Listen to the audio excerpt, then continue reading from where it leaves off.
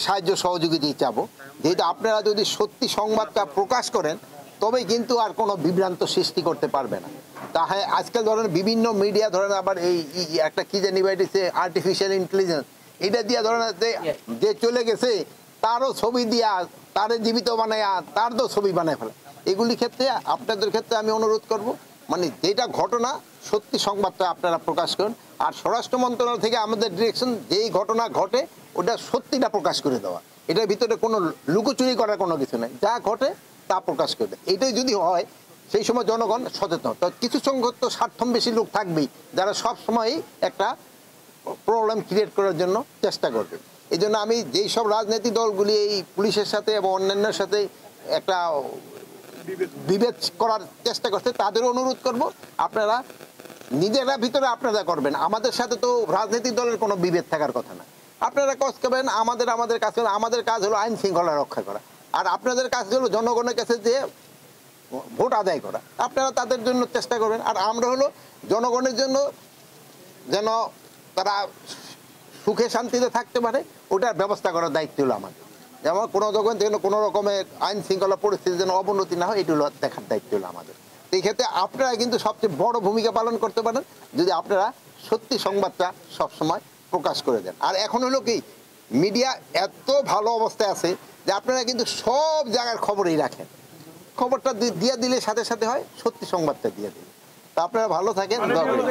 কথার সাথে আমি দ্বিমত করব না, যেহেতু আমরা সব অস্ত্রগুলি এখনো উদ্ধার করতে পারি নাই, আমরা অস্ত্রগুলি উদ্ধার করার চেষ্টা করতেছি এবং আল্লাহ দিলে হয়তো ইলেকশনের আগে আরও অনেক অস্ত্র উদ্ধার হয়ে যাবে এবং ইলেকশনটা যেন আপনাদের সহযোগিতায় জনগণের সহযোগিতায় ভালোভাবে হতে পারে এই জন্য আমরা অবশ্যই চেষ্টা করব। আর ইলেকশনের কিন্তু এই আইন শৃঙ্খলা বাহিনী একটা স্টেক না, এটার মধ্যে সবচেয়ে বড় স্টেক হলো যারা ইলেকশনে অংশগ্রহণ করবে। 2 নাম্বার হলো আপনার ইলেকশন কমিশন, তারপরে হলো প্রশাসন, আর তারপরে হলো আমরা আইন শৃঙ্খলা বাহিনী। এখানে সবচেয়ে বড় স্টেক হলো যারা ইলেকশন করবেন, রাজনৈতিক দল বা ইভেন যারা হিসেবে কি বলে ইন্ডিপেন্ডেন্ট হিসেবে করতে চায় তারা কিন্তু মূল ভূমিকাটা পালন করবে।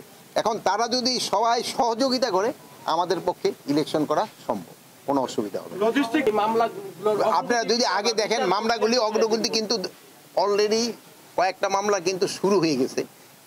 আর প্লাস আরেকটা জিনিস হয়েছিল, আপনারা ধরেন যে একটা হত্যা মামলায় হয়তো 20 জন আসামি হওয়া দরকার ছিল, আপনারা ওখানে 200 আসামি দিয়ে ফেলছেন। এখন এই জন্য ইনভেস্টিগেশনের সময় বেশি লেগে যায়। তা আপনারই কিন্তু আমাদের সবসময় বলছেন যেন নিরাপদ ব্যক্তি যেন কোনো অবস্থায় শাস্তির আওতায় না আসে, এই জন্য আমাদের কিন্তু এটা আরও বেশিভাবে দেখতে হয়। অনেকে নিজেদের স্বার্থ সিদ্ধির জন্য অনেকে কিন্তু কিছু নিরীহ লোকের নাম দিয়ে দিছে, এই জন্য কিন্তু সময়টা বেশি লেগে যায়। যদি তারা অ্যাকচুয়াল আসামিদের নামটা দিত তবে কিন্তু এত সময় লাগতো না। আপনারা ভালো থাকেন, দোয়া করি আল্লাহ। এরা একটা সত্যি মেসেজে দিয়েছে, এখানে যারা বাংলাদেশি নাগরিক ওখানে আছেন তাদের তো আমাদের নিতে হবে। আপনি হয়তো 10 বছর হোক বা 20 বছর হোক যদি আপনি ওখানে যেয়ে থাকেন, বাট আপনি যদি আমাকে বাংলাদেশিও নিয়ে থাকেন, বাট যারা রোহিঙ্গা তাদের আমরা অ্যাকসেপ্ট করতেছি, রোহিঙ্গাদের আমরা ওখানে ফেরত পাঠাচ্ছি। তারপরে আমরা তাদের বলতেছি যদি আমাদের এরকম কোনো বাংলাদেশি নাগরিকও থাকে ওখানে, ওটা একটা নিয়ম আছে, একটা প্রপার চ্যানেলে পাঠানো, ওই চ্যানেলে পাঠাবেন। আমরাও কিন্তু ওদেরও যারা এই আসতেছে ইন্ডিয়া, আমরাও কিন্তু প্রপার চ্যানেলে পাঠাই, বাট ওরা আপনি সত্যি কথা বলছেন ওরা চ্যানেলে পাঠায় জঙ্গলে নদীর পাড়ে এইসব জায়গায় ফেলাতে, এটা কোনো অবস্থায় গ্রহণযোগ্য না। একটা মানে হিউম্যান রাইটও একটা ভায়োলেশন, একটা হিউম্যান রাইটও ভায়োলেশন। এই ব্যাপারে আমরা প্রতিবাদ করে যাচ্ছি এবং প্রতিবাদে কিছু কাজ হচ্ছে যে তা নয়, এখন কিন্তু সংখ্যাটা কমে আসছে।